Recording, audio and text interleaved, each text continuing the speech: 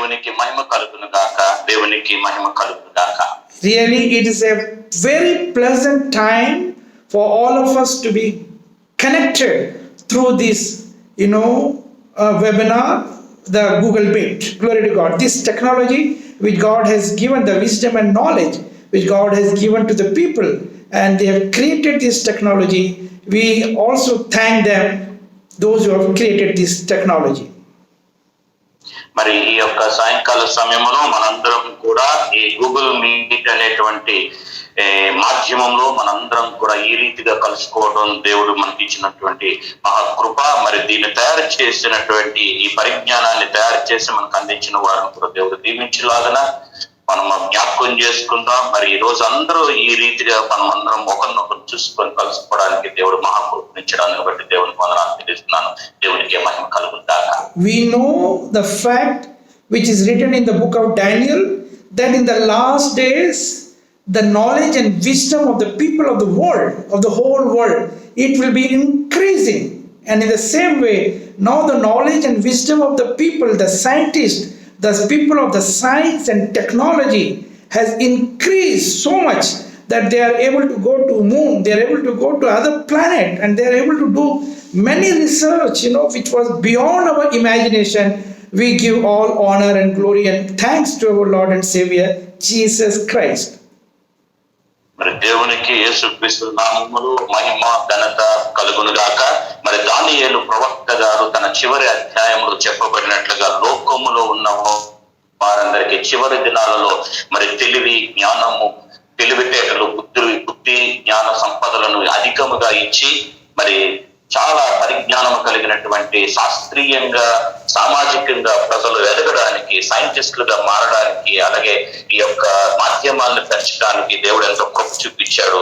అందరి బట్టి దేవుడిని స్తుతిస్తున్నాను, కనపరుస్తూ ఉన్నాను. Glory to God. And we are the chosen children of God.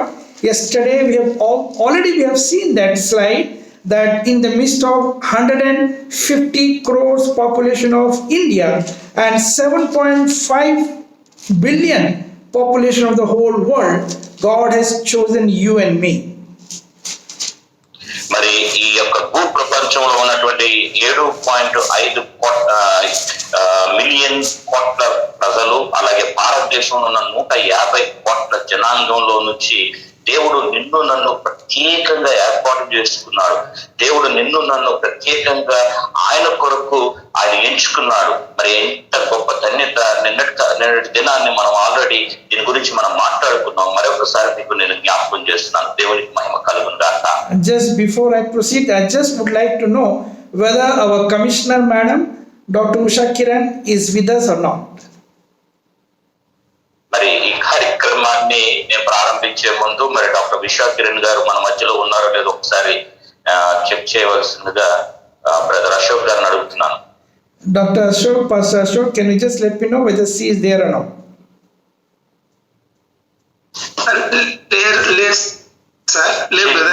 Okay. Not there.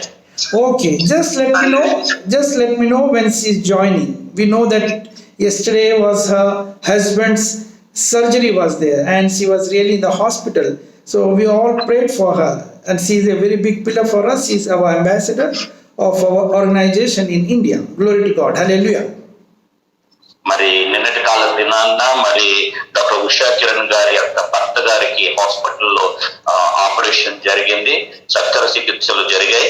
మరి ఆ కారణం చేత ఆమె నిన్నటి దినాన్ని మనతో పాల్గొనలేకపోయారు. మరి ఈ రోజు కూడా మరి పాల్గొంటారని ఆశ కలిగి మనం ఎదురు చూద్దాం. ఎందుకంటే ఆమె మన సంస్థ తరపున భారతదేశానికి రాయబారిగా ఉంటూ ఎన్నో కార్యక్రమాల్ని ఆమె ద్వారా జరుగుతూ ఉన్నాయి. మధుకిషన్ గారికి ఆమె ఒక అంబాసిడర్ అంటే రాయబారిగా ఉండి ఈ కార్యక్రమాలను నడిపిస్తున్నారు.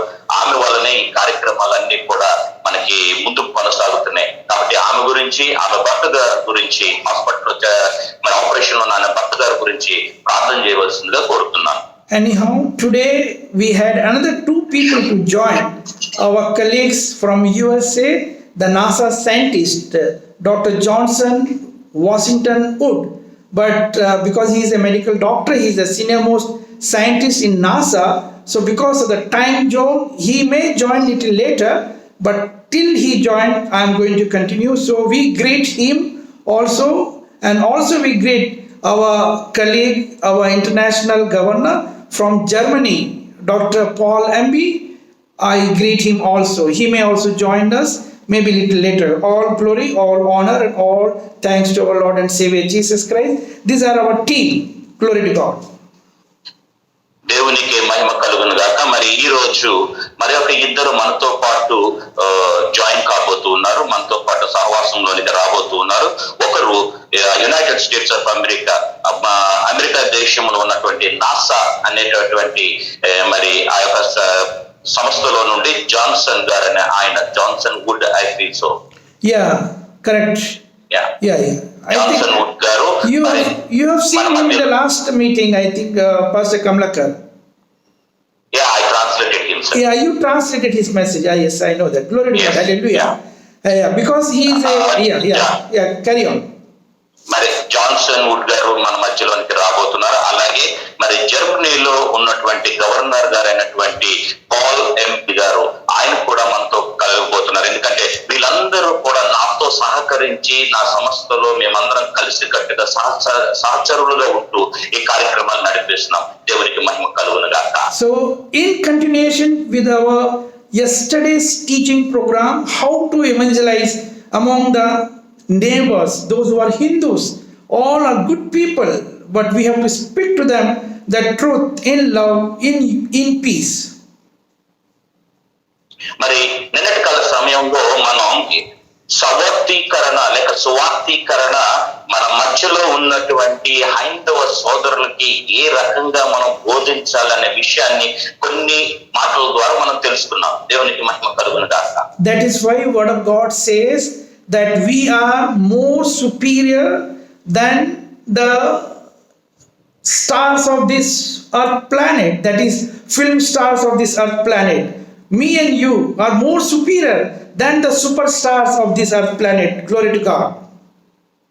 మరి అందుకే దేవుని వాక్యం చెప్తుంది, మనము ఏర్పాటు చేయబడిన వారము మరి సినిమాల్లో చేసేటువంటి హీరోయిన్ల కంటే కూడా ఉన్నతమైనటువంటి పదవిని కలిగి ఉన్నతమైన స్థానం కలిగిన వారమే ఉన్నాం. దేవునికి మహిమ కలుగును గాక. So we are not ordinary people. We are going to judge the angels of God. Hallelujah. మరి మనం సామాన్య ప్రజలం కాదు.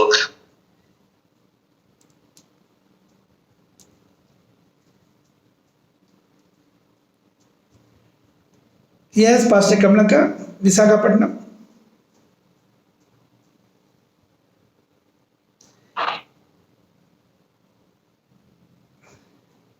Please be continued. So we are not ordinary people. We are the chosen citizen of the kingdom of God. We are more superior even than the holy angels of God. So why not we are more superior than the demonic spirit, the Lucifer spirit, the satanic, the fallen angels. Glory to God. మరి మనము దేవుని చేత ఏర్పాటు చేసుకోబడినటువంటి ప్రజలమై ఉన్నాం కాబట్టి మనకి దేవుడు అంత ఉన్నతమైనటువంటి ఆధిక్యతనిచ్చాడు. మరి లూసిఫర్ ఆ ఆధిక్యతను కోల్పోయి సాతానుడిగా మారిపోయి భూమి మీద పడిపోయి వాడు ఒక దురాత్మగా సంచరించే పరిస్థితుల్లో తిరుగుతూ ఉన్నాడు. దేవుని నామానికి మహిమ కలుగును గాక. The word of God says in the book of Hebrew, 1st chapter, last 2 verse, if you read, we can understand that the holy angels are our servants. They are our bodyguards. They are there to help us because we are the people who will be sitting with God forever and ever. Yesterday we have already seen certain points. Oneness. God wants us to be one with Him and to be dwell always together in the eternity. That is the will and desire of God. మరి దేవుడు మనల్ని తనతో ఐక్యత కలిగించి ఆయనతో సమానంగా ఆయనతో నడిచేవారుగా ఆయనతో నివసించేవారుగా చేశారు. అందుకే హెబ్రీయులకు రాసిన పత్రిక 1వ అధ్యాయం చివరి వచనాన్ని మనం ఒకసారి ఆలోచన చేస్తే అక్కడ పరలోకములో ఉన్నటువంటి దేవదూతల్ని మన కొరకు పరిచారకులుగాను పరిచర్య చేసేవారుగాను మనకి రక్షణ కల్పించేవారుగాను దేవదూతల్ని మన కోసం పెట్టాడు. కారణం ఏంటో తెలుసా? మనము ఆయన చేత ఏర్పాటు చేయబడిన జనాంగం, ఆయన చేత ప్రతిష్ఠించబడిన జనాంగం. దేవుని నామానికి మహిమ. As I told you why we are more superior than the superstars of the earth planet. Read book of Daniel, 12th chapter, 3rd verse. Book of Daniel, 12th chapter, 3rd verse. మనం ఎందుకు మరి ఈ ప్రపంచంలో ఉన్నటువంటి నాటక రంగంలో ఉన్నటువంటి హీరోలు, హీరోయిన్లు, నాయకుల కంటే కూడా ఉన్నతమైన స్థానంలో, బహు ఉన్నతమైన స్థితిలో ఎందుకు ఉన్నాము అని అంటే, ఒకసారి బైబిల్ తీసి ప్రకటన గ్రంథము, దానియేలు రాసినటువంటి గ్రంథము మరి మనం చదవగలిగితే 12వ అధ్యాయం 3వ వచనంలో ఒక అద్భుతమైన మాట ఉంది. దానియేలు రాసిన గ్రంథము 12th chapter, 3rd verse. In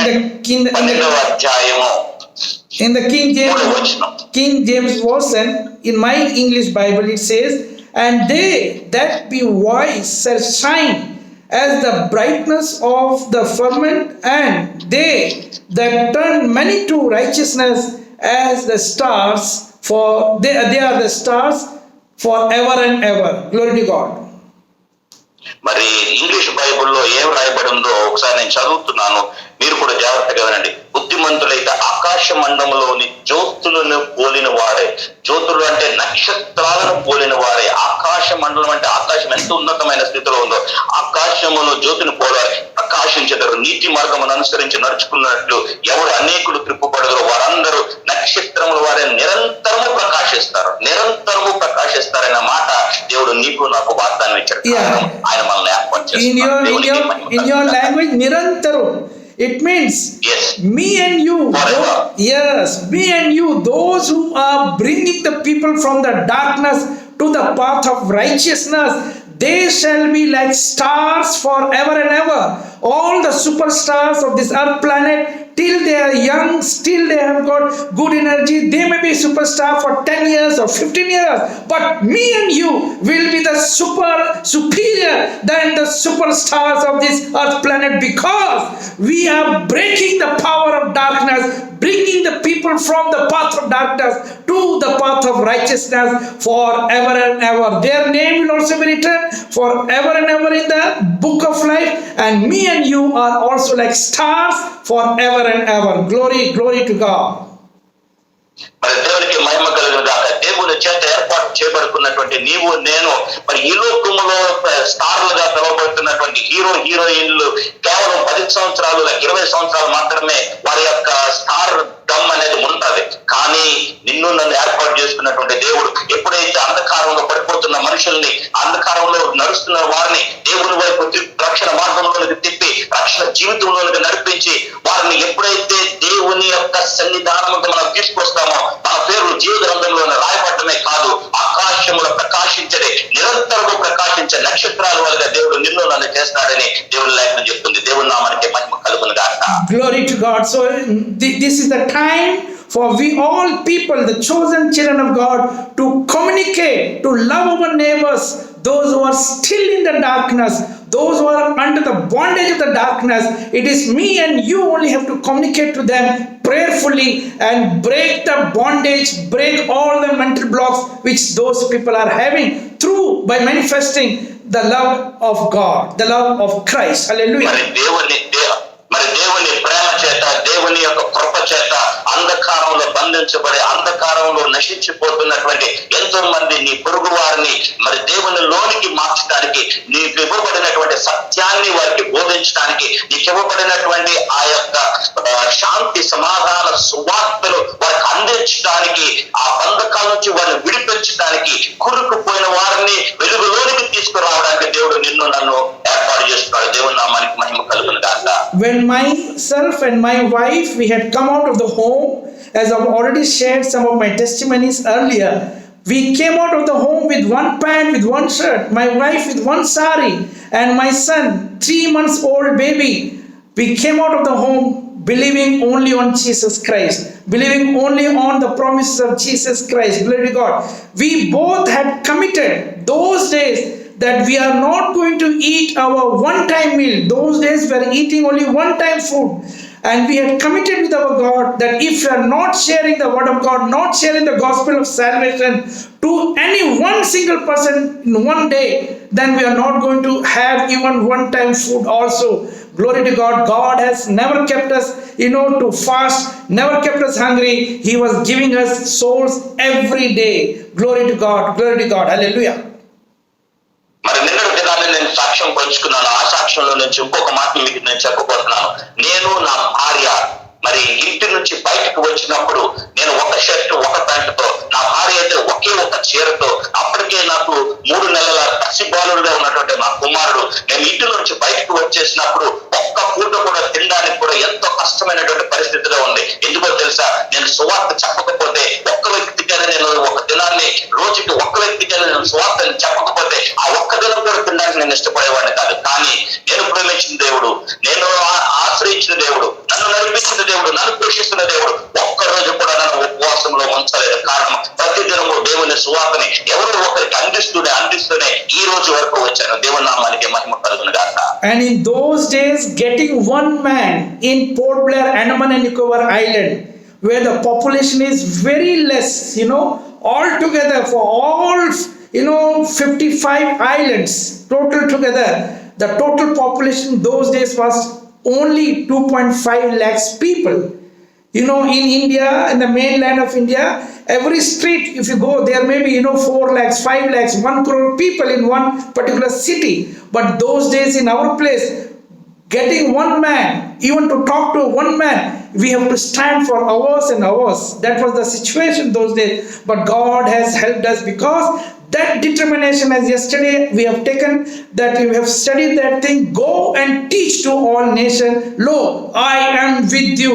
The promise of Jesus says, I am with you. So he was with us, he is with us, and I know he is going to be with us till we reach to all 230 countries. Now we have our branches only in 120 countries. I believe that before I sleep with the Lord, God is going to give us 230 countries. Glory to God. Amen. Amen. Praise the Lord. దేవునికి మహిమ కలుగును గాక.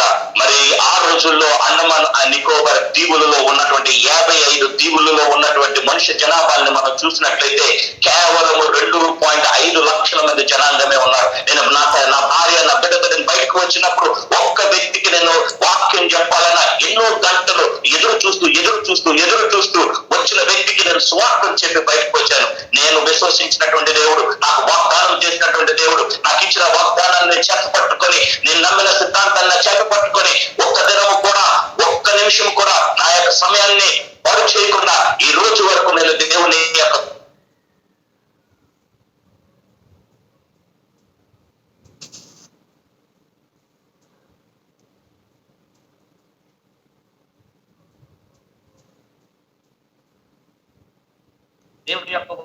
తెలియచేయడానికి దేవుడు నాకు ఇచ్చిన కృప గొప్పది. మరి నేను చనిపోయేలోగా 230 దేశాలలో నా వాక్యాన్ని నేను చెప్పి చచ్చిపోవాలని నా ఆశ ఉంది. దేవుడికి మహిమ కలుగును గాక.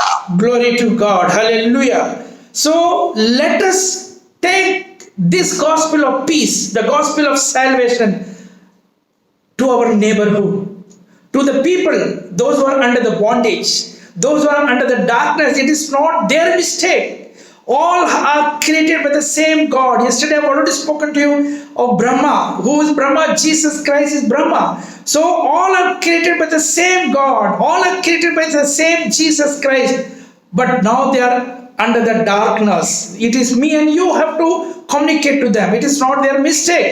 All are good people. Why they are under darkness?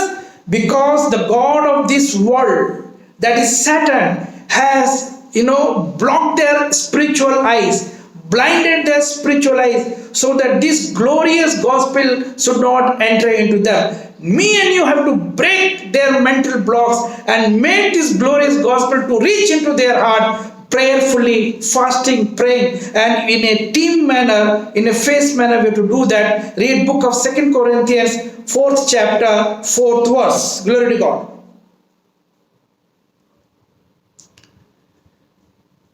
దేవునికి మహిమ కలుగును గాక. మరి నిన్నటి దినాన మనం చెప్పుకున్న రీతిగా మరి దేవుడు మనకిచ్చినటువంటి ఈ యొక్క ఏర్పాటు చేయబడిన జనాంగంలో మనకిచ్చినటువంటి వాగ్దానాన్ని చేతపట్టుకొని మన చుట్టూ ఉన్నటువంటి మన స్నేహితులకి, మన ఇరుగు పొరుగు వారికి దేవుని సువార్తను ప్రకటిస్తూ రావాలి. కారణం ఏంటంటే వారు అంధకారంలో బంధించబడ్డారు. వాళ్ళంతా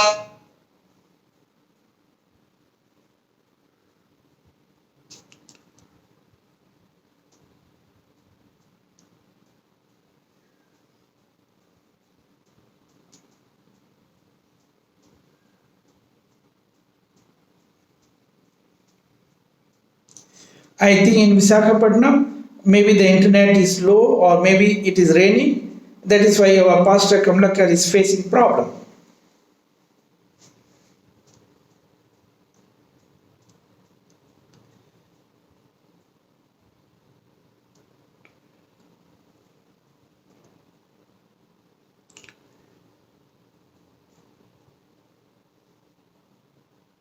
Glory to God.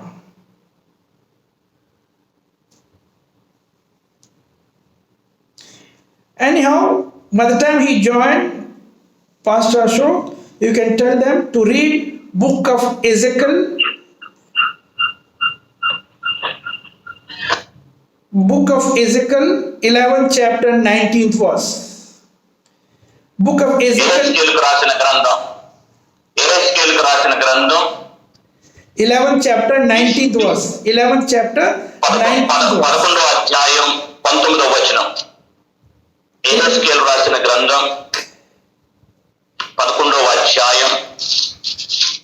So this should be our prayer now. Our prayer for our neighbors, those who are under the bondage, those who are in the darkness, we must pray on very specifically on this point. మరి మన ఇరుగు పొరుగు వారి గురించి, మన యొక్క బంధువుల గురించి, లేక నశించిపోతున్న వారి గురించి చేయవలసినటువంటి ప్రార్థన ఎహెజ్కేలుకు రాసిన గ్రంథం 11వ అధ్యాయం 19వ వచనం ఈ రీతిగా రాబడింది. వారు నా కట్టడలను నా విధులను అనుసరించి గైకొనున్నట్లు నేను వారి శరీరములో నుండి రాతి గుండెను తీసివేసి వారికి మాంసపు గుండెని ఇచ్చి వారికి ఏక మనసు కలుగజేసి వారి యందు నూతన ఆత్మను పుట్టించెదను. Glory to God. Nutana Atma, a new spirit and a new heart. See, he is in fact, our Professor Johnson Washington Wood, he is a heart transplant surgeon. He is an expert, super specialist doctor. So he will teach, maybe if not today, maybe tomorrow he is going to teach us. So though the people of the science and technology, they do the heart transplant, but now God is doing the heart transplant. He is a heart transplant surgery. By the Holy Spirit says, I will replace your heart of stony heart with the heart of the flesh, with a new spirit. The Holy Spirit anointing will be given unto those people to whom you are praying, to whom you go and speak the word of God, speak the gospel of peace to them with the prayer. Glory to God. Hallelujah. మరి ఈ ప్రార్థనలో ఒక మాట మనకు కనిపిస్తుంది. నూతన ఆత్మను ఇస్తానని, నూతన హృదయాన్ని ఇస్తాను అని, నూతనమైన గుండెని ఇస్తానని. మరి చెప్పినట్లుగా జాన్స్ గారు ఒక హృదయానికి సంబంధించి లేక గుండెకి సంబంధించి చికిత్స చేసేటువంటి ఆయన ఏం చేస్తారంటే గుండెలను తీసి కొత్త గుండెలను కూడా మారుస్తాడు. కానీ దేవుడే ఆ యొక్క గుండెను మార్చగలిగినటువంటి గొప్ప దేవుడు. ఆ గుండెల్ని మార్చగలిగినటువంటి అర్హత కలిగిన వాడు దేవుడు ఒక్కడే. వాడు ఏం చేస్తున్నాడంటే రాతి గుండెను తీసివేసి మాంసపు గుండెని ఇస్తానని దేవుడు సెలవిచ్చినట్టుగా నూతనమైనటువంటి వారుగా, నూతనమైన గుండెగా తీసి వారికి ఏక మనసును కలిగి నూతన ఆత్మను పుట్టిస్తానని దేవుడు సెలవిస్తున్నాడు. దేవుని నామానికి మహిమ కలుగును గాక. So this should be our prayer, that our neighbors, because we know the commandment of God, we have to love our neighbors. How we can show the love of our God? Manifesting the love of God by speaking to them, by telling them there is a life after the death, eternal life, either the life of the eternity, the heaven, or the life of the hell, which is also eternal. So this yesterday already was spoken. Some points which we have spoken yesterday, I'm just going to show you a little bit and then I'm going to start the new slides today. Glory to God. Hallelujah.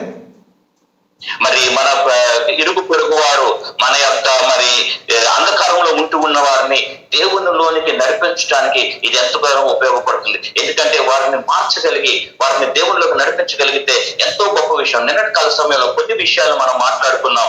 వారి హృదయాన్ని, వారి జీవితాన్ని మార్చగలిగి మరి వారిని దేవునిలోకి నడిపించి పరలోక రాజ్యంలో వారిని చేర్చగలిగితే ఈ లోకంలో ఉన్నది కొద్ది దినాలే, ఆ తర్వాత ఇంకొక జీవితం ఉంది అనే విషయాన్ని వారికి మనం తెలియచేయగలిగినట్లయితే వారు కూడా ఆ నూతనమైన జీవితంలోనికి ప్రవేశించి మనతో పాటు వారు కూడా పరలోక రాజ్యంలో ప్రవేశించడానికి అర్హతను పొందుకుంటారు. కొన్ని విషయాల్ని ఈ రోజు మనం మాట్లాడుకొని తిరిగి మన పాఠశాలలోకి వెళ్ళిపోదాం. దేవునికి మహిమ కలుగును గాక. I have already given you homework yesterday.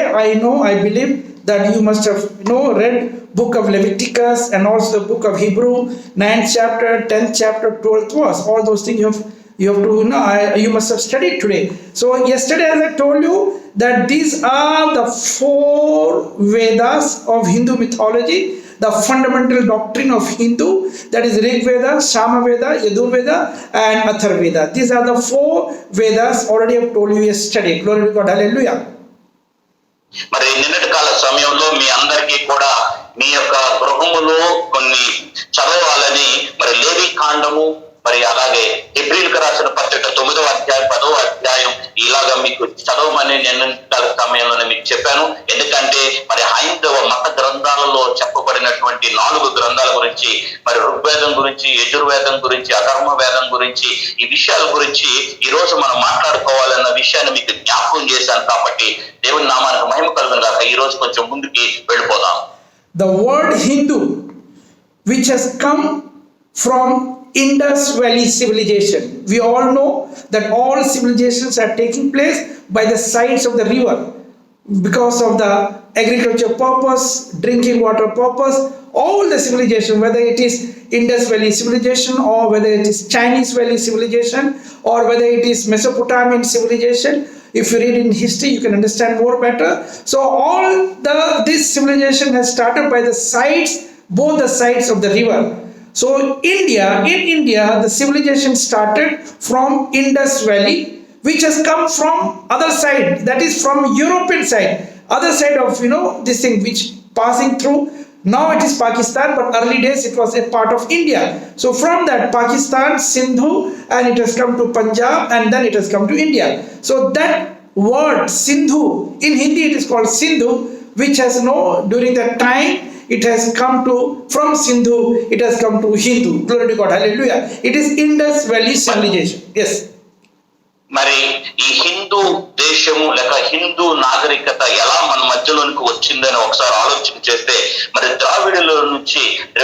ద్రావిడులు మన భారతదేశంలోనికి వచ్చి వారి యొక్క నాగరికతని మన మధ్యలోనికి తీసుకుని వచ్చారు. వారు తీసుకుని వచ్చినటువంటి ఆ నాగరికత మనలో పాతుకుపోయి ఆ నాగరికత ద్వారా ఎన్నో రకాలైనటువంటి మత గ్రంథాలను సృష్టించి వారి యొక్క మత విధానాన్ని మన మధ్యలోనే ప్రవేశపెట్టారు. అక్కడి నుంచి సింధు నాగరికతలోనికి వెళ్ళి మరి పాకిస్తాన్ ఆ ప్రాంతంలో సింధు నాగరికత, మరి ఐరోపా దేశాలలోనికి మరి కొన్ని నాగరికతలు కూడా ప్రవేశించి ఈ యొక్క ప్రపంచమంతా కూడా వారి యొక్క పరిజ్ఞానాన్ని పెంచడానికి ఎంతో దోహదపడింది. మరి హిందూ అనే పదము సింధు నాగరికతలో ఉన్నటువంటి సింధు అనే పదంలో నుంచి హిందూ అనే పదాన్ని మరి బయటకు తీసుకొని వచ్చి అది భారతదేశానికి పెట్టడం జరిగింది. అందుకే బైబిల్లో కూడా హిందూ దేశం అని ఒక దగ్గర రాయబడి మనకు కనిపిస్తుంది. దేవనామానికి మహిమ కలుగును గాక. Glory to God. And more significantly, the name of India, in English we call it India, in Hindi we call it Hindu, which has come from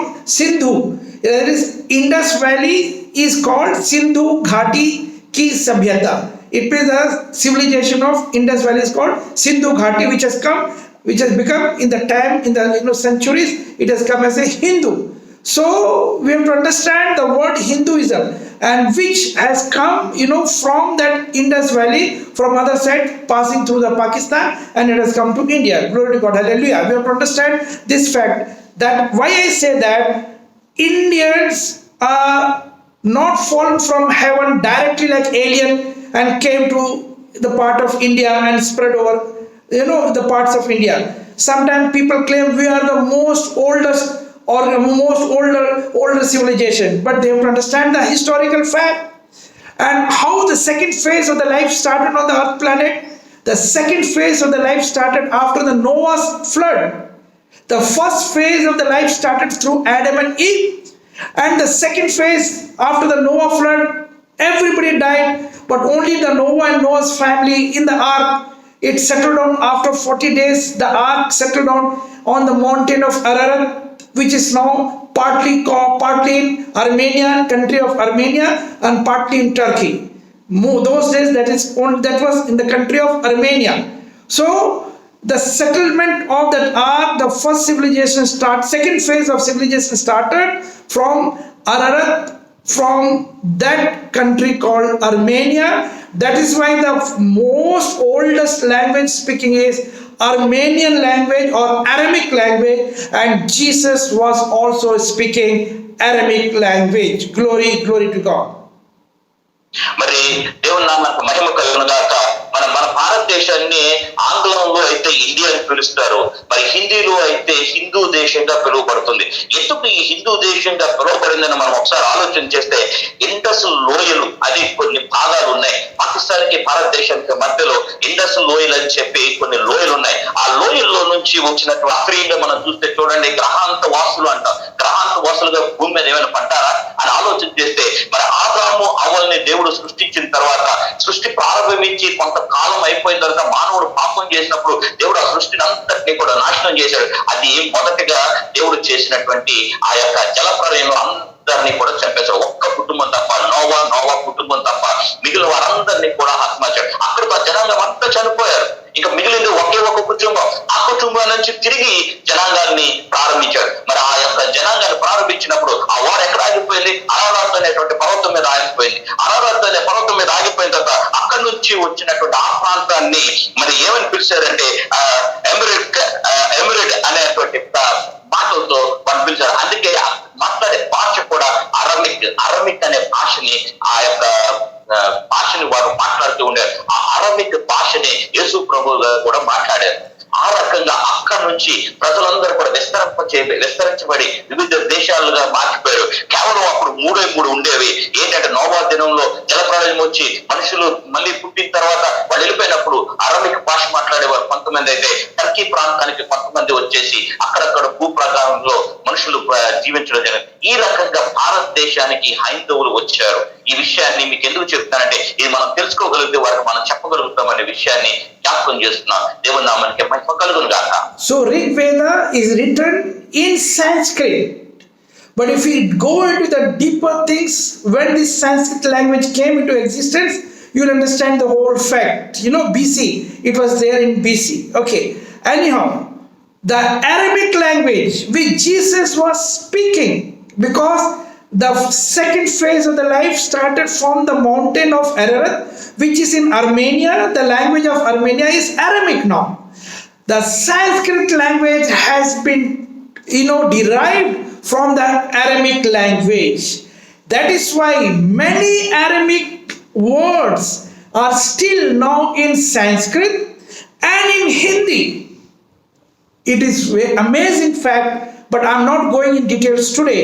I'll be proceeding further, but those who are willing, we can take a separate class of teaching program for them. Glory to God. Hallelujah. మరి ఋగ్వేదంలో చెప్పబడినటువంటి యేసుక్రీస్తు కంటే ముందుగా రాయబడినటువంటి ఆ ఋగ్వేదాన్ని గురించి మనం ఆలోచిస్తే, అందులో ఉన్నటువంటి మరి ఆ పదాలన్నీ కూడా సంస్కృతంలో రాయబడ్డాయి. మరి ఈ సంస్కృతం ఎక్కడి నుంచి వచ్చింది అని మనం ఆలోచన చేస్తే, మరి అర్మేనియా అనే ప్రాంతంలో వారు మాట్లాడుతున్నటువంటి ఆ భాష అరమిక్ భాష. ఆ అరమిక్ భాష యేసు ప్రభు కూడా మాట్లాడారు. ఆ భాషలో నుంచే మరి ఈ యొక్క సంస్కృతం అనేటువంటిది ఆవిర్భవించింది అన్న అర్థ సత్యం ఈ రోజు నేను మీకు తెలియజేస్తున్నాను. ఎందుకంటే ఈ సత్యం ఎవరికి తెలియదు. ఈ యొక్క ముఖ్యమైనటువంటి అంశం ఎవరికి తెలియదు. ఈ యొక్క సంస్కృతం ఎక్కడి నుంచి వచ్చిందని అందరూ అనుకుంటున్నారు. ఇది దేవ భాష అని అనుకుంటున్నారు. కానీ కాదు సుమా, ఇది ఎక్కడి నుంచి వచ్చింది అంటే కేవలము యేసు ప్రభు మాట్లాడిన అరబిక్ భాషలో నుంచే వచ్చింది ఈ సంస్కృతం. ఆ సంస్కృతంలో నుంచే హిందీ భాష కూడా ఆవిర్భవించింది. ఈ రకంగా భాషలు ఆవిర్భవించాయి. దేవుని నామానికి మహిమ కలుగును గాక. Glory to God. In Hindi, in Sanskrit, they say that is Devanagari, that is the language of the God. They say that. Okay. Why? Because Jesus was speaking that Aramaic language. Glory to God. Hallelujah. మరి ఈ యొక్క హిందీ, ఆ సంస్కృత్ అనే దాన్ని మనం దేవ భాషను పిలుస్తాం. అదే దాన్ని దేవనగర్ అనే భాషని మనం ఉపయోగిస్తాం. మరి ఎందుకు యేసు ప్రభు వారు ఈ అరబిక్ భాషనే మాట్లాడారు? ఎందుకు మాట్లాడవలసి వచ్చింది? ఒకసారి మనం ఆలోచన చేద్దాం. దేవుని నామానికి మహిమ కలుగును గాక. So yesterday we have seen in that Sanskrit language which is written in Vedas, Upanishad, these are the characteristic. They say that God himself should come to this earth planet and he should sacrifice. That is a perfect yagna. Already we have seen yesterday, and I told you to study book of Leviticus, the Old Testament, and the New Testament book of Hebrew, which we are going to see today. Glory to God. Hallelujah. మరి నిన్నటి కాల సమయంలో మరి ఋగ్వేదం, యజుర్వేదం ఇవన్నీ కూడా మనం మాట్లాడాం. ఎందుకంటే వేదాల్లో నుంచి మరి ఈ యజ్ఞ పశువుగా మార్చ మార్చబడినటువంటి పాపాలు తొలగించడానికి ఒక యజ్ఞ పశువును బలివ్వాలి. అది దేవుడిని నుంచి రావాలి, దేవుడై ఉండాలి. దేవుడే వచ్చి ఆ యజ్ఞ పశువుగా మారితేనే తప్ప మరి ఆ యొక్క పాపాలను తొలగించలేరని మరి వేదాలు ఉపనిషత్తులు తెలియజేసినట్లుగా మనం చూస్తాం. మరి యేసు ప్రభు విషయంలో ఆ యొక్క అన్ని కూడా నెరవేరినాయి అనే విషయాన్ని నిన్నటి కాల సమయంలో మనం కొన్ని సూచనలుగా మనం చూసుకుంటూ వచ్చాం. మరి ఆ విషయాన్ని మనం జ్ఞాపకం చేసుకుంటూ లేవి కాండాన్ని మనం చదివాం. అదే విధంగా హెబ్రీయులకు రాసినటువంటి పత్రికల్లో కూడా మనం ఈ రోజు కొన్ని విషయాలు మనం చూడబోతున్నాం. దేవుని నామమునకు మహిమ కలుగును గాక. So all these points we are going to study today. Glory to God. All these points. Yesterday we have seen this. All these characteristics which is written in Veda, which is correlating with the Bible and in the life of Jesus Christ. Glory to God. మరి నిన్నటి కాల సమయంలో మనం తీసుకున్నటువంటి ప్రతి అంశాన్ని కూడా ఈ రోజు మనము చాలా క్షుణ్ణంగా మనం పరిశీలన చేయబోతున్నాం. యేసు ప్రభుకి ఆ యొక్క వేదాలలో ఏ రకమైనటువంటి స్థానాన్ని ఇచ్చారు, యేసు ప్రభు వేదాల్లో ఎలా దాగునున్నారు, యేసు ప్రభు యొక్క ఉనికి వేదాలలోని మరి ఆ ఉపనిషత్తుల్లోని ఏ రకంగా రాయబడిందో ఆ విషయాన్ని ఈ రోజు మనం తెలుసుకోబోతున్నాం. దేవుని నామమునకు మహిమ కలుగును గాక. So because this all characteristic was fulfilled in the life of Jesus, Veda says that the God himself has to come to this earth planet and take the sin of the whole world, and the sacrifice to come back to the life again, which is written in Veda, and it has been totally fulfilled in the life of Jesus. And Jesus died on the cross of Calvary, and on the third day he came back to the life. Glory to God. Hallelujah. మరి ఈ వేదాలలోని ఉపనిషత్తుల్లోని మరి అన్నిటిలో చెప్పబడినట్లుగా బలి అయినటువంటి ఆ బలి పశువు తిరిగి జీవించాలి. ఇలాంటివన్నీ చర్యలన్నీ కూడా యేసు ప్రభు జీవితంలోనే నెరవేరినట్లుగా మనం చూస్తాం. యేసు ప్రభు జీవితంలోనే నెరవేరిందని రుజువు చేయబడింది. మరి ఆ కలువరి సిలువలో యేసయ్య మరణించి 3వ దినాన తిరిగి లేచి సజీవుడుగా లేచి ఆయన ఆరోహణమైనది మరి వేదాలలో చెప్పబడిన దానికి సాదృశ్యంగా పక్కాగా జరిగి మరి దేవుడే యేసుక్రీస్తు ప్రభువే దేవుడు అని నిరూపణ జరిగింది. ఆ విషయాన్ని మనం ఈ రోజు మనం తెలుసుకోబోతున్నాం. దేవుని నామమునకు మహిమ కలుగును గాక. That is why in Veda, in this particular book, book number 3, chapter number 2, verse number 32, 34, there they say in the Sanskrit, you can read, of course, let us not waste time in reading the Sanskrit sloka. The main point is there, the Veda says they are doing namaskara to Esa Masiha. They say Esa Masiha Nama. It means they are worshipping Esa Masiha. The Veda, they say in the book number 3, chapter number 2, verse number 34 in Bhavishya Mahapurana. So it is mentioned there. They say they worship Esa Masiha. Glory to God. Hallelujah. మరి భవిష్య పురాణము పుస్తకపు సంఖ్య 3 మరి అధ్యాయము 2:34 శ్లోకంలో ఈ రకంగా రాయబడింది. ఆ శ్లోకాలన్నీ చదివి మన సమయాన్ని మనం వెచ్చించుకోవద్దు. అక్కడ రాయబడిన ఒక చిన్న మాట ఏంటంటే ఈసా మసీహా నమ అనే పదాన్ని మనం చూసాం. అంటే యేసు ప్రభుకి వందనాలు చేస్తున్నారు. వాళ్ళకి తెలియకుండానే యేసు ప్రభుని ఆరాధన చేస్తున్నారు. వేదాల్లో చెప్పబడినటువంటి ఆ యొక్క ఈసా నమః అనేటువంటి ఈసా మసీహా నమ అనే పదాన్ని వాళ్ళు ఉచ్చరిస్తున్నారు. ఈ విషయాన్ని మనం జ్ఞాపకం చేసుకున్నాం నిన్నటి కాల సమయంలో. దేవుని నామమునకు మహిమ కలుగును గాక.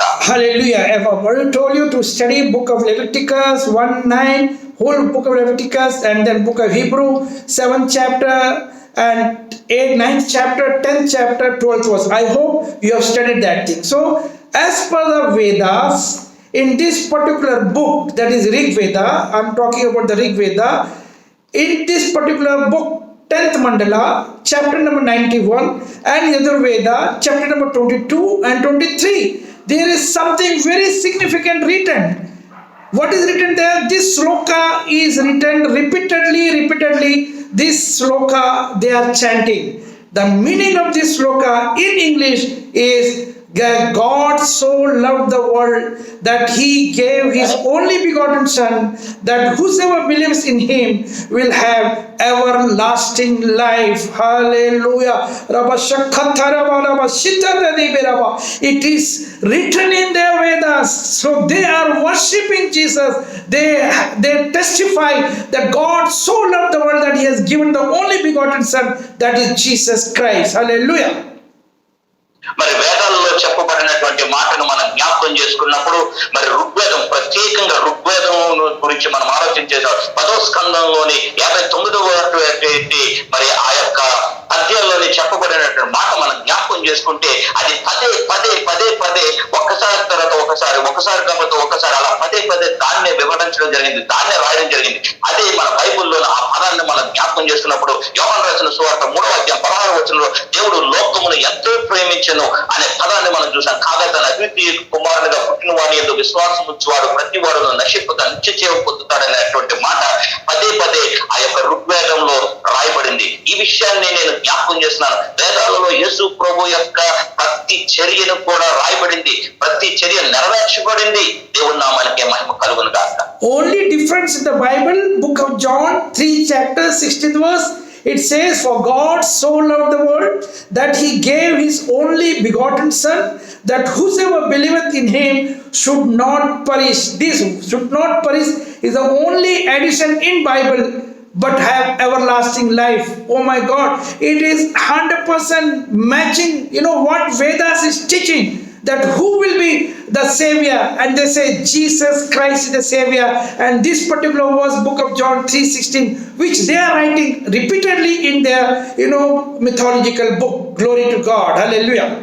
మరి ఋగ్వేదంలో చెప్పబడినటువంటి ఆ మాట పదే పదే రాయబడినటువంటి మాటను మనం జ్ఞాపకం చేసుకుంటే మరి యోహాను రాసిన సువార్త 3వ అధ్యాయం 16వ వచనంలో ఒక్క మాటను మాత్రమే వాళ్ళు రాయలేకపోయారు. అదేంటంటే నశింపక, ప్రజలెవరు నశింపక అనే పదాన్ని మాత్రము వాళ్ళు రాయకుండా నిత్య జీవాన్ని గురించి రాశారు. అదొక్కటే మనకి ఖచ్చితమైనటువంటి రుజువును తెలియజేస్తుంది. ఏంటంటే యేసు ప్రభు మాత్రమే రక్షకుడు, యేసు ప్రభు మాత్రమే రక్షించగలిగిన వాడు, యేసు ప్రభు మాత్రమే పాపము నుంచి విడుదల కలిగించగలిగిన వాడని ఋగ్వేదం కూడా రుజువు చేసింది. దేవుని నామానికి మహిమ కలుగును గాక.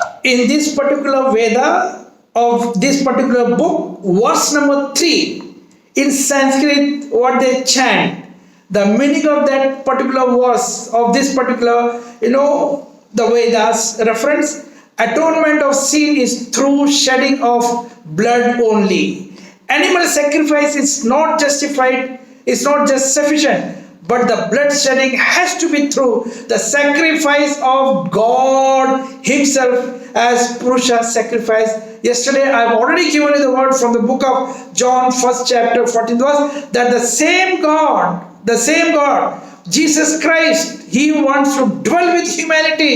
And when Jesus Christ was baptized in the book of Matthew 3rd chapter, same John the Baptist told, oh my Lord, I am not even worthy to open the lash of your shoe. But the same Jesus Christ, but the same John the Baptist, he told the next day after when Jesus was baptized, he told, lo, see, the Lamb of God is coming. The Lamb of God without any blemish. He is the Lamb of God who has taken the sin of the whole world. Glory to God. Hallelujah. మరి నిన్నటి దినాన మనం చెప్పబడినటువంటి ఆ వేదాలను చూసుకున్నట్లయితే మరి ఋగ్వేదంలో రాయబడినటువంటి ఒక శ్లోకం, ఇది మనందరికీ తెలిసిందే. చాలా మంది మన సేవకులు బాగా ఉపయోగిస్తారు. సర్వ పాప పరిహారార్థం రక్త ప్రోక్షణం అవశ్యం, తద్రక్తం పరమాన్నే పుణ్యదాన బలియాగం. ఈ పదాన్ని మనం చాలా సార్లు ఉపయోగించాం. దాని పదానికి అర్థం ఏంటంటే సర్వ పాపముల నుంచి విడుదల పొందించాలంటే, సర్వ పాపముల యొక్క వారిని పాపముల నుంచి విడుదల కలిగించాలంటే రక్తం అనేది చెల్లించబడాలి, అది పరిశుద్ధమైనది ఉండాలి. ఆ పరిశుద్ధమైనది దేవుడి దగ్గర నుంచి వచ్చి ఉండాలి, అది మనిషి అయి ఉండాలి అని ఆ యొక్క వేదాల్లో చెప్పబడినటువంటి అంత గొప్ప ఆ యొక్క వేదాల్లో వివరించబడినటువంటి ఆ శ్లోకం యొక్క ముఖ్య ఉద్దేశాన్ని యేసు ప్రభు వారు పూర్తిగా నెరవేర్చినట్లుగా మనం చూస్తాం. మరి యోహాను రాసిన సువార్త 1వ అధ్యాయం 14వ వచనంలో మనం చెప్పినారు, ఆయన శరీరధారికి ఈ లోకంలోకి వచ్చాడని. ఆ వాక్యమే శరీరధారిగా కృపా సత్య సంపూర్ణంగా మన మధ్యలో నివసించానని అనేటువంటి వాక్యం. అలాగే మరి మత్తయి రాసిన సువార్త 3వ అధ్యాయంలో బాప్తిసం పొందడానికి యేసు ప్రభు వెళుతున్నప్పుడు మరి యోహాను బాప్తిసం ఇస్తూ, అయ్యయ్యో నీ చెప్పులు ఇప్పడానికి కూడా నేను అర్హత లేని వాడినే, నీకు నేను బాప్తిసం ఇవ్వడంటే నీ చేత నేను బాప్తిసం పొందాలి తప్ప నువ్వు నాకేమన్నట్టే, నీతి యావత్తు ఈలాగా జరగలాగా నువ్వు నాకు బాప్తిసం ఇవ్వమన్నప్పుడు దేవుడు బాప్తిసం తీసుకోవటం. మరి యోహాను రాసిన సువార్త మరి 1వ అధ్యాయంలోనే మనం చదివినట్లయితే మరి యోహాను బాప్తిసం పొందిన తర్వాత ఆయన బయటకు వస్తున్నప్పుడు యోహాను మాట్లాడారు, ఇదిగో లోక పాపములను మోసుకొని పోవు దేవుని గొర్రెపిల్ల. స్పష్టంగా లోక పాపములు మోసుకొని పోయే దేవుని గొర్రెపిల్లగా వర్ణించాడు. ఇవన్నీ కూడా వేదాలలో రాయబడింది. ప్రభు జీవితంలో నెరవేర్చబడింది. దేవుని నామానికి మహిమ కలుగును గాక. Let us read book of John, first chapter, 29th verse. The next day after the baptism was done in the river Jordan by John the Baptist, Jesus was baptized. And the next day, in 29th verse, John the Baptist is giving a testimony. He says that, "Lo, behold, the Lamb of God is coming, which has taken away the sin of the whole world." It is in past tense. That means on the day of the baptism in river Jordan, when Jesus was baptized, when John the Baptist has laid both of his hands upon Jesus Christ in the process of giving baptism, at that time he has transferred the sin of the whole world upon the head of Jesus Christ, and Jesus was baptized. That is why John the Baptist is very clearly testifying that he has taken away the sin of the whole world. That means the process of salvation started from the river Jordan, from the day of the baptism, which has completed in the cross of Calvary. When Jesus was crucified, he has shed his precious blood, and the last verse when Jesus told, "All finished." The process of salvation was completed. Glory to God. Glory to God. Hallelujah. యోహాను రాసిన సువార్త మొదటి అధ్యాయంలో మనం చూసినట్లయితే 29వ వచనంలో ఆయన అక్కడ ఒక మాట రాస్తున్నాడు. మరునాడు యోహాను యేసు తన యొద్దకు రాగా చూచి, "ఇదిగో ఒక పాపమును మోసుకొని పోవు దేవుని గొర్రె పిల్ల." మరి ఎందుకు ఈ మాట చెప్తున్నాడు? తనకు ముందుగానే యోహాను చేత యేసు ప్రభు బాప్తిసం తీసుకున్నాడు. బాప్తిస్మం తీసుకున్న తరువాత ఆయన తిరిగి మళ్ళీ యోర్దాను నదికి వచ్చినప్పుడు యోహాను మాట్లాడుతున్నటువంటి మాట, "ఇదిగో దేవుని లోక పాపమును మోసుకుని దేవుని గొర్రెపిల్ల." యోహానుకు అర్థమైపోయింది, ఈ లోక పాపములన్నిటి నుంచి విడుదల కలిగించడానికి వచ్చినటువంటి దేవుడు ఆయనే అనే విషయం గ్రహించి చక్కటి సాక్ష్యాన్ని చెప్తున్నాడు. లోక పాపములు మోసుకుని పోవు దేవుని గొర్రెపిల్ల. ఎప్పుడైతే ఆ మాట చెప్పారో ఆకాశం తెరవబడింది. ఆకాశంలో నుంచి మరి పరిశుద్ధాత్మ దేవుడు ఆ దేవుని యేసు ప్రభు మీదకి వచ్చి ఆయన అభిషేకించినట్లు, "ఇదిగో ఈయన అందరికి ఆనందిస్తున్నాను." ఆ దినాన్ని మొదలైంది రక్షణ సువార్త. ప్రజలందరినీ రక్షించేటటువంటి రక్షణ ఆకటమైంది. ఆ రక్షణ మరి సిలువ యాగంలో యేసయ్య మరణించిన తరువాత ఆ సిలువ యాగంలో మాట్లాడినటువంటి ఆ మాటలలో 6వ మాటగా పలకబడిన "సమాప్తమాయెను" అనే మాటతో ఆ రక్షణ యొక్క కార్యక్రమాన్ని ఆయన ముగించాడు. ఆయన 3.5 సంవత్సరాల పరిచర్యలో ఆయన యొక్క రక్షణ సువార్తను ప్రకటిస్తూ సిలువ యాగంలో దాన్ని ముగించినట్లుగా మనం చూస్తున్నాం. దేవుని నామానికి మహిమ కలుగును గాక. That is why we say the baptism biblically is the kingdom principle. As Jesus told to John the Baptist, when John the Baptist was little bit hesitating to baptize Jesus, he told, "I am not worthy to even open the lace of your shoes." But then Jesus told that let all the righteousness be done. That means the righteousness is taking baptism. Glory to God. That is why I say, me and you, those who are bringing the people to the righteousness, that means making them to take water baptism. Till then, we are becoming the superior than the superstars. Hallelujah.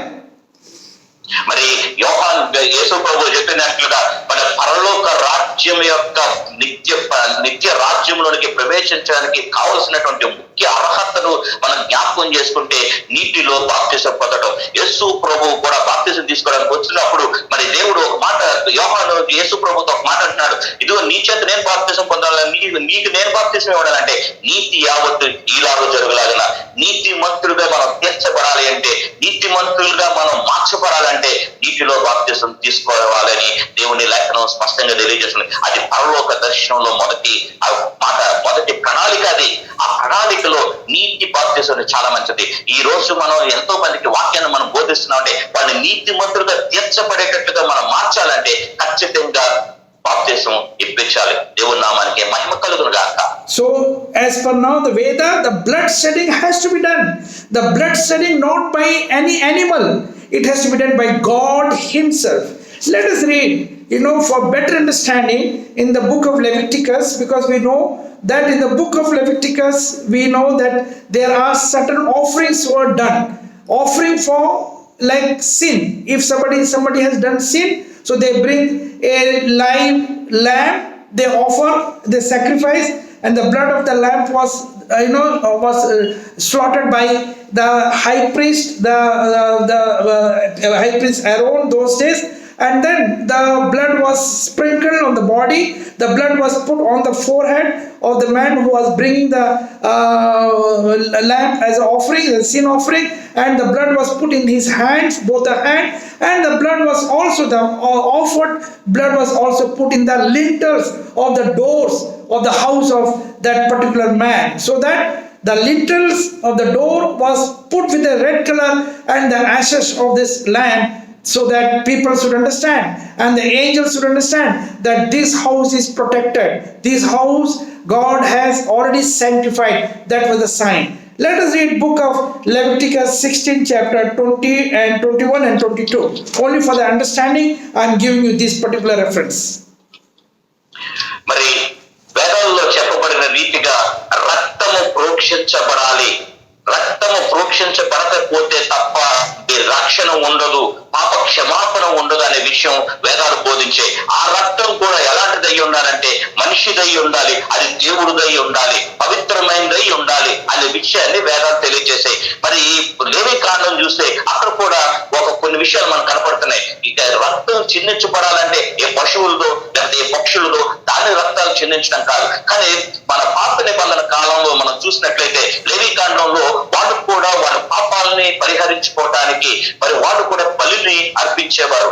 ఆ బలిని ఎలాగ అర్పించేవారంటే ప్రధాన యాజకుడు దగ్గరికి బలిని తీసుకొచ్చినప్పుడు ఆ ప్రధాన యాజకుడు ఆ బలిని దాన్ని సంహరించి దాని రక్తాన్ని ఆ బలి పశువు అంతటి మీద ప్రోక్షించి ఆ మిగిలిన రక్తాన్ని వారి తల మీద బొట్లుగా పెట్టి లేకపోతే వారి ఒట్లకి రాసి దాన్ని మిగిలిన కొంచెం రక్తాన్ని వారి ఇంటి గుమ్మాలకు రాసి ఆ రకమైనటువంటి పాప క్షమాపణ పొందుకున్నారనే విషయాన్ని రూఢీకరించేవారు.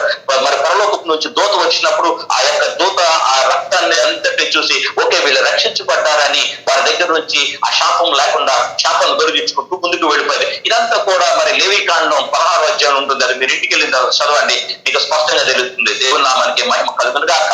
You can read at home the whole book of Leviticus 16 chapter, but now we'll read book of Leviticus 16 chapter 20, 21 and 22. It is something different. The lamb was not slaughtered, which is the general procedure of the sin offering. The lamb was not slaughtered. Read in your own language itself, book of Leviticus 16 chapter 20, 21 and 22. మరి లేవి కాండం 16వ అధ్యాయం 20వ వచనం, 21వ వచనం, 22వ వచనం నేను చదువుతాను, జాగ్రత్తగా వినండి. ఇక్కడ జరుగుతున్నటువంటి బలి యాగము చాలా ప్రత్యేకమైనది. మరి పాత నిబంధనలో జరుగుతున్న బలి ఏ రకంగా అయితే ఉంటుందో నేను ఇందాకలుగానే మీకు చెప్పాను. కానీ 16వ అధ్యాయం 20, 21, 22వ వచనంలో జరుగుతున్నటువంటి బలి యాగము చాలా ప్రత్యేకించబడి ఉంటుంది. నేను చదువుతున్నాను చూడండి ఒకసారి 19వ వచనం నుంచి. 7 మార్లు తన వేలితో ఆ రక్తము కొంచెము దాని మీద ప్రోక్షించి దాన్ని పవిత్రపరిచి ఇశ్రాయేలు పవిత్రతను పోగొట్టి దాన్ని పరిశుద్ధపరచవలెను. అతడు పరిశుద్ధ స్థలమునకు ప్రత్యక్షపు గుడారమునకు బలిపీఠమునకు ప్రాయశ్చిత్తము చేసి చాలించిన తరువాత ఆ సజీవమైన మేకను దగ్గరికి తీసుకొని రావాలను. అప్పుడు అహరోను సజీవమైన ఆ మేక తల మీద తన 2 చేతులు ఉంచి ఇశ్రాయేలుల పాపములన్నీ అనగా వారి దోషములన్నీ వారి అతిక్రమములన్నీ దాని మీద ఒప్పుకొని ఆ మేక తల మీద వాటిని మోపి తిరిగి మనుషుల చేత అరణ్యములోనికి దానిని పంపవలెను. దేవుని నామానికి మహిమ కలుగును గాక. So you have studied, you have read the book of Leviticus 16 chapter 20, 21 and 22, Pastor Kamlakar? Yes, sir. So there in 22 we see that the high priest Aaron will be laying both the hands upon the head of the live lamb. Can you translate?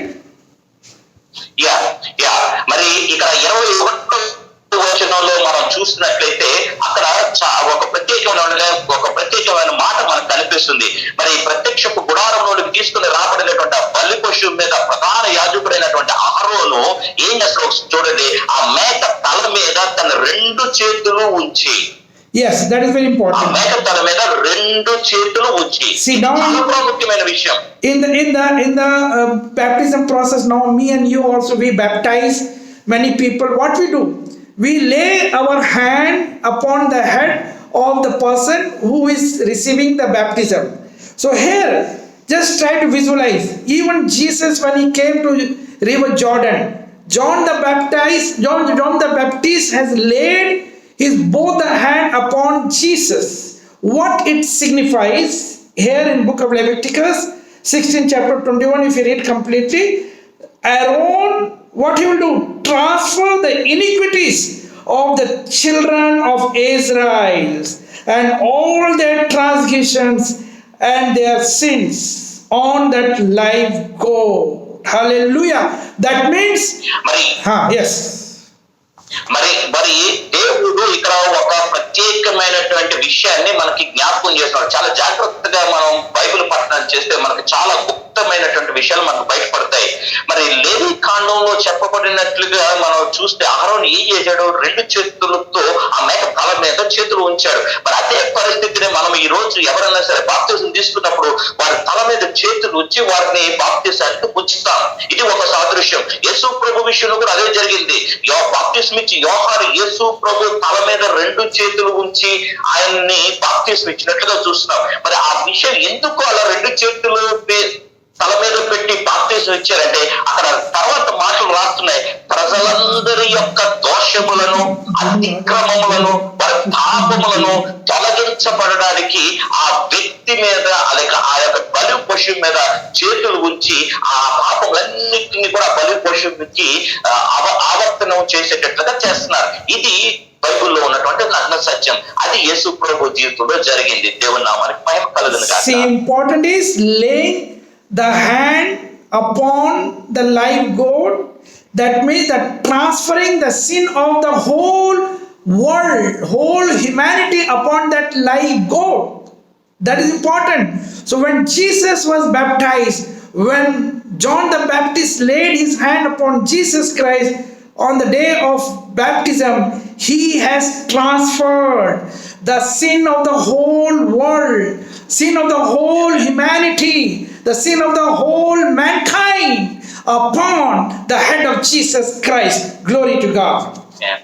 మరి అక్కడ మనం చూస్తున్నట్టు విషయం ఏంటంటే అహరోను 2 చేతులు ఆ యొక్క బ్రతికి ఉన్నటువంటి మేక మీద చేతులు పెట్టి ఏం చేస్తున్నాడంటే ఇశ్రాయేలీలో ఉన్న అందరి యొక్క పాపములు, ఇశ్రాయేలీలో ఉన్నటువంటి అందరి యొక్క దోషములను, వారి అతిక్రమములన్నిటిని కూడా ఆ మేక మీదకి ప్రవేశింపచేసి దాన్ని విడిచిపెడుతున్నాడు. అదే పద్ధతిలో యోహాను బాప్తిసమిస్తూ యేసు ప్రభు 2 చేతుల మీద తలపెట్టి మరి లోకములో ఉన్నటువంటి ప్రతి ఒక్కరి యొక్క పాపములన్నిటిని కూడా యేసు ప్రభు మీద Mopadu.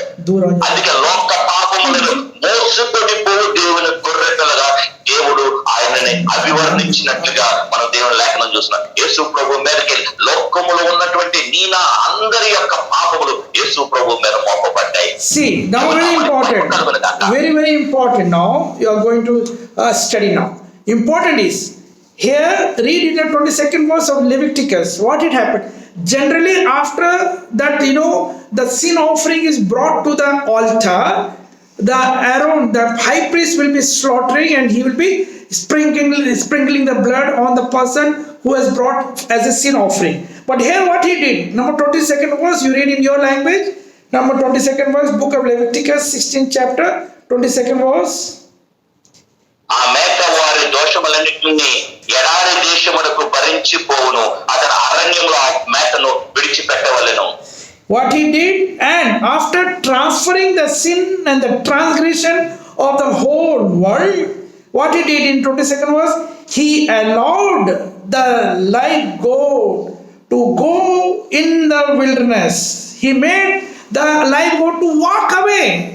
Glory to God. He was not slaughtered. Glory to God.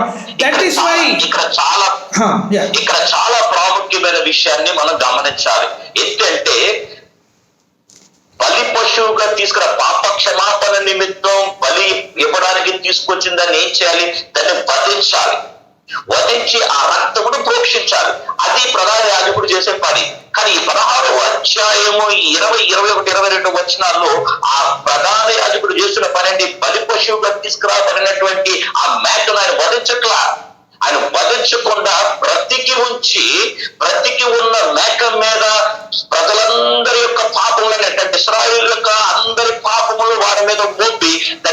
చేస్తున్నాడంటే అరణ్యంలో విడిచిపెడుతున్నాడు. అరణ్యంలోనికి తీసుకొని పోయి ఆ మేక వారి దోషములన్నింటినీ ఎడారి దేశములకు భరించిపోవును. అతడు అరణ్యములో ఆ మేకను విడిచిపెట్టవలెను. అరణ్యములో ఆ మేకను విడిచిపెట్టేస్తారు. బ్రతికి ఉన్న మేకను విడిచిపెట్టేస్తారు. పాపములన్నింటినీ మోపబడి దేవుని నామానికి మహిమ కలుగునుగాక. See, I am teaching you a very deeper truth. Please listen to this with a prayer. In the book of John, as we read, first chapter, 29th verse, after seeing Jesus Christ, John the Baptist, the next day after baptism, because Jesus, all the sin of the whole humanity was transferred upon him. That means he has taken the sin of the whole world. And that is why John the Baptist told, see, lo, he is the Lamb of God who has taken away, in past tense, taken away the sin of the whole humanity. It is written in English, it is sin of the whole world.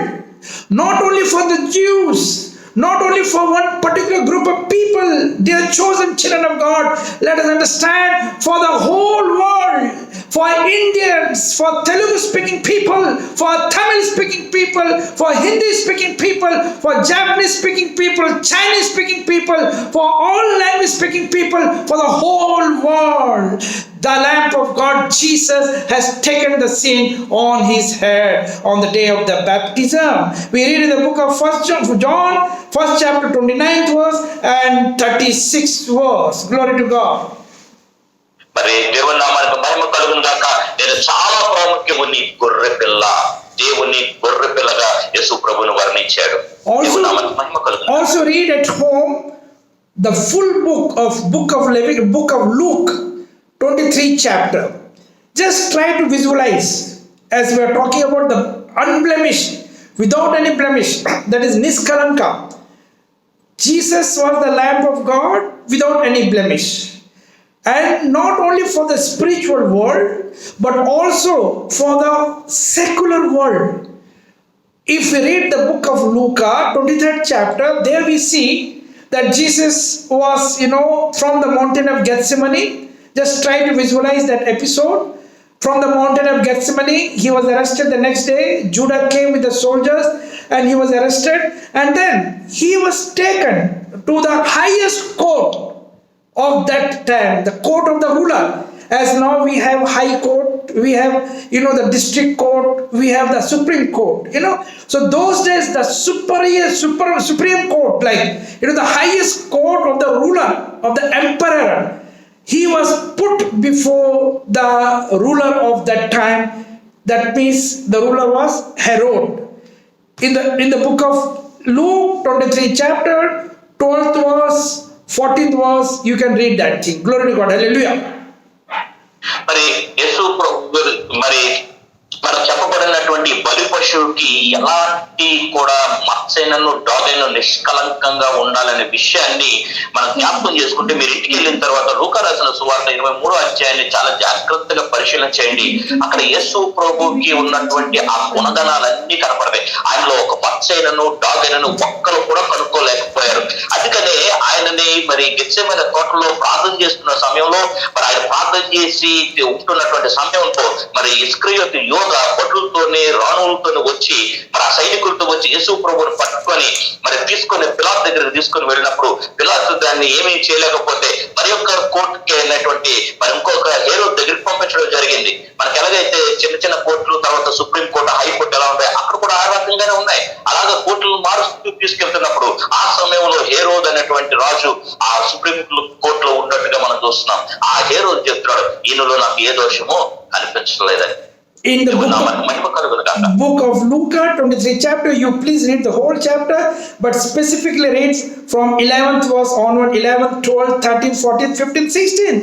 When they brought to the court, that is the secular court, the highest court of that time, to the emperor Herod, Herod told, I find no guilty in him. I find no sin in him. There is nothing in him. That means he made it very clear that Jesus is having no blemish. He is without any blemish. Glory to God. The secular court has also declared that he is without blemish. Glory to God. Hallelujah. మరి దేవుని యొక్క వాక్యం చెప్పింది లూకా రాసిన సువార్త 23వ అధ్యాయం. మరి మనం కొన్ని విషయాలు మనం చదువుకుంటే 16, 17, 18 వచనాలు మనం చేస్తే అక్కడ కూడా వాళ్ళకి ఏ తప్పు యేసు ప్రభు మీద మోపడానికి వాళ్ళకి కనిపించలేదు. నేను మీకోసం చెప్తున్నాను, అంతటి పిలాతు ప్రధాన యాజకులను అధికారులను ప్రజలను పిలిపించి ప్రజలను తిరుగున్నట్లు చేయించున్నాడని, ఇవి మీ మనుషులు నా ఎదురు తెచ్చిద్రే, ఇదిగో నేను మీ ఎదుట ఇతన్ని విమర్శింపగా మీరు అతని మీద మోపిన నేరములలో ఒక్కటైనను నాకు కనిపించలేదు. ఏ రోజు నాకు కూడా కనబడలేదు. ఏ రోజు అతన్ని మా యొద్దకు తిరిగి పంపాడు కదా, ఇదిగో మరణమునకు తగినది ఏదియూ ఇతడు చేయలేదు, మరణమునకు తగినది ఇతడు ఏదీ చేయలేదు, కాబట్టి నేను అతన్ని శిక్షించి విడుదల చేయటనని వారితో చెప్పగా వారందరూ వీరిని చెప్పి మాకు బరబ్బను విడుదల చేయమని ఏకగ్రీవంగా కేకలు వేసరి. ఏ రోజుకి కనిపించలేదు, పిలాతుకి కనిపించలేదు, అని ఏ నేరం చేయలేదని, వారికి ఏ దోషం యేసు ప్రభు గురించి కనిపించలేదు. ఈ విషయాన్ని అక్కడ ఉన్నటువంటి పెద్దలు, అక్కడ ఉన్నటువంటి జడ్జిలు, వాళ్ళు న్యాయ నిరూపితులుగా వాళ్ళే యేసు ప్రభు గురించి సాక్ష్యం చెప్తున్నారు. దేవుని నామానికి మహిమ కలుగును గాక. Then they took him to the next court, the higher court, bigger court, to the court of Pilate. And what Pilate has declared. Read 20th book of Luke, 23rd chapter, 13-14. And when they brought to Pilate, what he did, Pilate, when he called together the chief priests and the rulers, like rulers in the sense like Prime Minister for India, like Prime Minister Modi, like rulers and the people, and he told them, I find no guilty in him. There is nothing in him. And he said, behold, I am examined him before you, have found no fault in this man touching those things where you accused him. It shows the second higher court of the secular world also made him clear. A clean sheet was given that he is having no blemish. So twice from the secular court, from the court of Herod and also from the court of Pilate, it was declared Jesus is having no blemish. Glory to God. Hallelujah. So the condition which is given in the Vedas is fulfilling completely in the life of Jesus Christ. తీసుకున్నటువంటి ఆ యొక్క సంఘటన మనం జ్ఞాపకం చేసుకుంటే ఏ రోజుకి ఏ దోషం కనిపించలేదు. ఏం చేయాలి అర్థం ఒక మరి ఏ రోజు కంటే ఉన్నతమైన స్థానంలో ఉన్నటువంటి ఉన్నత న్యాయస్థానమైనటువంటి మరి పిలాతు దగ్గరకు పంపించినట్లుగా మనం చూస్తాం. మరి పిలాతు దగ్గరకు వచ్చినప్పుడు ఏ రోజుకే కనిపించలేదు, నాకేం కనిపిస్తుంది అని చెప్పి చాలా వరకు ఎన్నో తర్జన చేసినప్పుడు పిలాతుకు కూడా ఆయనలో ఏ దోషము కనిపించలేదు. ఈ విషయాన్ని మనం గమనిస్తే ఏ దోషము చేయనటువంటి వ్యక్తిని, ఏ పాపము చేయనటువంటి వ్యక్తి పిలాతు కూడా ఒప్పుకున్నట్లుగా మనం చూస్తున్నాం. ఏ రోజు ఒప్పుకున్నట్లుగా మనం చూస్తున్నాం. న్యాయస్థానంలో ఉండి న్యాయాధిపతులుగా ఉన్న వారే యేసు ప్రభు గురించి ఒప్పుకున్నట్లు చూస్తున్నాం. మరి వేదాల్లో చెప్పబడినటువంటి ఆ మాట, బలి పశువుగా తీసుకురాబడినటువంటి బలి పశువు నిష్కలంకంగా ఉండాలి, ఏ దోషము లేనిదై ఉండాలి, ఏ రకమైనటువంటి మచ్చ డాగైనను లేనిదై ఉండాలనే విషయం యేసు ప్రభు జీవితంలో నెరవేరినట్లుగా, ఏ పాపము లేని వారుగా, ఏ దోషము లేని వారుగా, నిష్కలంకమైన మనిషిగా రుజువు తనకు తానుగా చేస్తున్నట్లుగా మనకి కనబడుతుంది. మహిమ కలుగును గాక. As we have read in the secular court of Pilate, he has not passed the judgment all by himself. But as we know that in the Supreme Court we have one bench judge, then the second appeal when people go there is two bench judge, that means two judges will be sitting, then the three judges will be sitting, and then finally the 5 bench court, that is 5 judges will be passing the judgment, the verdict will be given. Here the Pilate, what he told, I have examined, I called all the rulers. You just try to understand, not one ruler, not 2 rulers, all the rulers thereby inside, whosoever was under Pilate. And then they told the council has declared that he is blameless, he is having no guilty. Oh my God, the secular world court has also declared he is niskalanka, without any blemish. Glory to God. Hallelujah. మరి పిలాతు ఒక్కరే తీర్పు ఇవ్వలేదండి. పిలాతు ఒక్కడే యేసు ప్రభు గురించి తీర్పిచ్చినట్లుగా మనం అనుకుంటామే, కాదు. పిలాతు ఏం చేశాడంటే, పిలాతు కింద పని చేస్తూ ఉన్నటువంటి, పిలాతు కింద ఉన్నటువంటి ప్రతి దేశం యొక్క ప్రధానులను మరి శాస్త్రులను అందరినీ అందరినీ పిలిపించాడు. ఎందుకంటే మామూలుగా మనం చూసుకుంటే మరి డిస్ట్రిక్ట్ కోర్టులో అయితే ఒక జడ్జే ఉంటాడు, మరి హైకోర్టుకి వెళ్ళినప్పుడు ఒక బెంచ్ అని చెప్పని దాంట్లో ఇద్దరు ఉంటారు, సుప్రీం కోర్టులకు వెళ్తే 5గురు ఉంటారు. అలాగా చెప్పబడినటువంటి సుప్రీం కోర్టులో 5గురు జడ్జిలుండి ఇచ్చే తీర్పుని ఫైనల్ జడ్జిమెంట్ గా ఈ లోకంలో తీసుకుంటారు. మరి ఇక్కడ యేసు ప్రభు విషయంలో జరిగిన సంఘటన ఏంటి? పిలాతు ఒక్కడే తీర్పు చెప్పకుండా పిలాతు కింద పనిచేస్తున్నటువంటి ఆ యొక్క దేశాలందరి యొక్క నాయకుల్ని, అధిపతుల్ని, మరి శాస్త్రుల్ని, పరిచయుల్ని అందరినీ పిలిచి వాళ్ళందరి మీద కూడా విచారణ చేసి ప్రతి ఒక్కొక్కరిని కూడా అడిగి యేసు ప్రభు గురించి ఏదైనా దోషం కనపడుతుందేమో, ఏదైనా నిందమోపుదామేమో అని ఎంత ప్రయత్నం చేసినా పిలాతు కూడా ఏ దోషము కనపడలేదు. ఇది యేసు ప్రభు జీవితంలో ఖచ్చితంగా నెరవేర్చింది. ఏ దోషము లేని నిష్కలంకమైన వ్యక్తిగా యేసు ప్రభుని అభివర్ణించటం వేదాలలో కూడా మనం చూస్తాం. దేవునామానికి మహిమ. Now, as per this particular sloka, as per this particular chapter number 6 of Veda, it says that water and fire was used for purification of the animal which was brought for the sacrifice. Since blameless, defectless animal are not available in the world, but now we have seen the Lamb of God, that Jesus was only the Lamb of God without any blemish. The court of the world has also, made him clear that he is having no guilty, no blemish. మరి తీసుకురాబడినటువంటి బలి పశువుకి ఏ రకంగా అయితే వేదాల్లో చెప్పబడిన నిష్కలంకంగా ఉండాలి, ఆ విషయాలన్నింటినీ కూడా యేసు ప్రభు విషయంలో ఆయన నిష్కలంకంగాను ఏ దోషము లేని వాడుగాను ఉన్నట్లుగా మనకు రుజువైంది. దాని మీద నీళ్లు ప్రోక్షించబడాలి, దాన్ని తడపాలది, అది తడిపితేనే తప్ప అది ఏ రకమైనటువంటి మచ్చలున్న డాగులున్న దాన్ని శుభ్రంగా కడగాలి, కడిగి బలి పశువుగా తీసుకురావాలి. మరి యేసు ప్రభువులో కడుగుదామన్నా కూడా ఒక్క దోషం కూడా కనిపించలేదు. ఇది యేసు ప్రభు జీవితంలో నెరవేరింది. మనకి మహిమ కలుగును గాక. I have only 15 minutes left, so I'll go little fast. The second condition of the Vedas in the book of this particular Veda, 13th Kanda, 6th chapter, 22nd verse, which is written over there. Accordingly, this sloka is getting fulfilled in the life of Jesus Christ. Book of John, 19th chapter, 2nd verse. Brother, I am little bit making short so that in your language you can read the English and you can translate it accordingly. Yes, brother. మరి రెండో విషయాన్ని మనం జాగ్రత్తగా గమనించినట్లయితే యేసు ప్రభు విషయంలో మరి శ్లోకాల్లోని మరి వేదాల్లో చెప్పబడిన మాట ఏ రకంగా నెరవేర్చబడిందో రెండో విషయం నేను చూస్తున్నాను. యోహాను రాసిన సువార్త 19వ అధ్యాయం 2వ వచనాన్ని మనం చూస్తే, సైనికులు ముండ్లతో కిరీటమును అల్లి ఆయన మీద పెట్టి.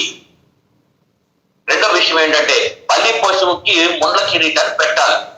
అది వేదాల్లో చెప్పబడింది. అది యేసు ప్రభు జీవితంలో నెరవేరేది. In Veda it is written that the animal which will be brought for the sacrifice, they should put a bush of thorn on his head. Oh my God. So Veda says the thorn bush has to be put on his head, which is getting fulfilled in the life of Jesus in the book of 19th chapter, 2nd verse. I am going little fast. మరి వేదాల్లో చెప్పబడినటువంటి మాటను ఒకసారి మనం జ్ఞాపకం చేసుకుంటే, బలి పశువుగా తీసుకురాబడినటువంటి ఆ బలి పశువు నిక్కి మీద ముళ్ళ కంపని దాని తల మీద పెట్టాలి. ముళ్ళ కంపని తల మీద పెడితేనే దానికి విలువ ఉంటది.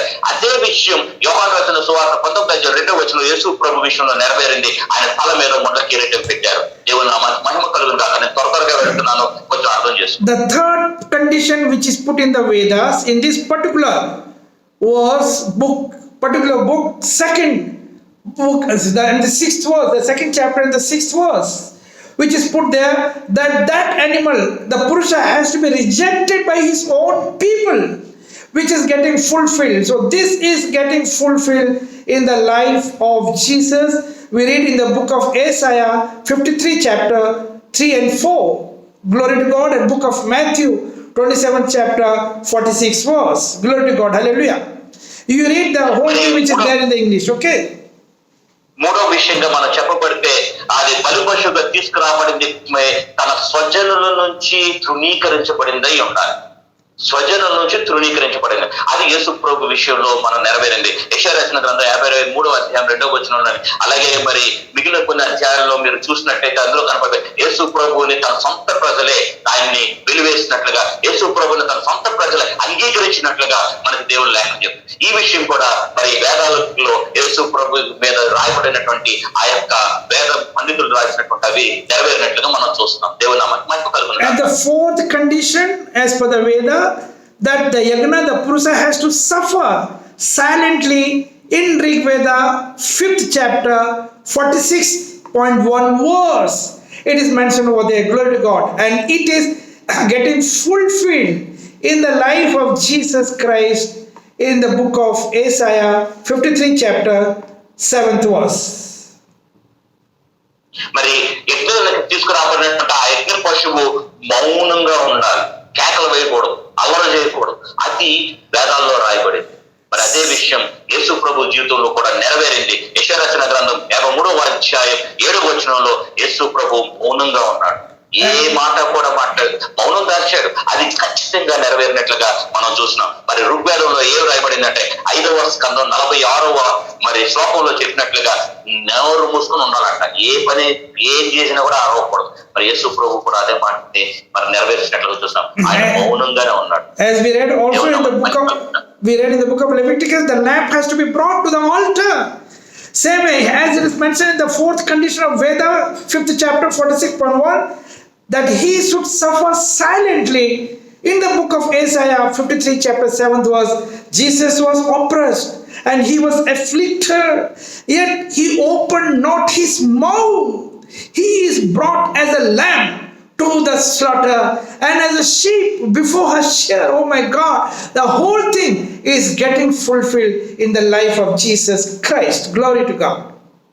మరి ఋగ్వేదంలో చెప్పబడినటువంటి మరి 5వ స్కందము 46వ శ్లోకంలో చెప్పబడినటువంటి మాటను మనం జ్ఞాపకం చేసుకుంటే, బలి పశువుగా తీసుకురాబడినటువంటి ఆ బలి పశువు మౌనంగా ఉండి శ్రమలను అనుభవించాలి, మౌనంగా ఉండి ఆ బాధలను అనుభవించాలి. మరి ఆ విషయం మరి యెషయా రాసిన గ్రంథం 53వ అధ్యాయం 7వ వచనంలోనే మరి యేసు ప్రభు నెరవేర్చినట్లుగా చూస్తాం. ఆయన హింసించినప్పుడు, ఆయన నిందించినప్పుడు, ఆయన కొట్టినప్పుడు, ప్రాణాలతో కొడుతున్నప్పుడు, ఆయన పిడుగుతులు కొడుతున్నప్పుడు, ఆయన ముఖం మీద ఉమ్ము వేస్తున్నప్పుడు కూడా ఆయన ఒక్క మాట తెరవకుండా మౌనం దాల్చి ఆ బాధలన్నింటినీ భరించినట్లుగా మరి ఋగ్వేదంలో చెప్పినటువంటి మాట యేసు ప్రభు జీవితంలో నెరవేరినట్లుగా మనం ఇక్కడ చూస్తున్నాం. ఏ దేవునికి మహిమ కలుగును గాక. The fifth condition as per the Veda, it is mentioned here in this book, the 3rd volume, 7th chapter, 3.1, it says that the Purusha, that is the animal which will be brought for the sacrifice, has to be tied up to a post which is 100% getting fulfilled in the life of Jesus Christ. You can read this particular verse in the book of Psalm 118th chapter. Glory to God. Hallelujah. You can read afterward, but you can just note down the particular verse. Glory to God. Hallelujah.